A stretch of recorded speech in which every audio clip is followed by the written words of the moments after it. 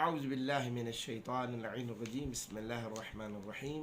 ہر روز کی طرح طب امام جعفر صادق علیہ السلام کے حوالے سے گفتگو کا ہمارا سلسلہ جاری ہے، کمزوری اور اس کا علاج۔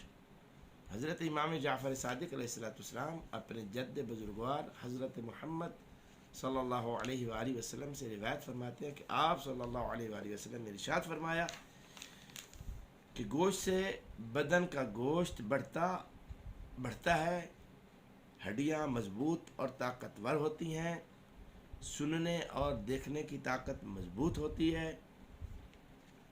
انڈے کے ساتھ گوشت کھانے سے جماع کی طاقت میں اضافہ ہوتا ہے، یعنی جب انسان اپنی مردانہ قوت میں اضافہ کرنا چاہتا ہو تو وہ گوشت کے ساتھ انڈے کو ملا کے کھائے تو زیادہ مفید ہے۔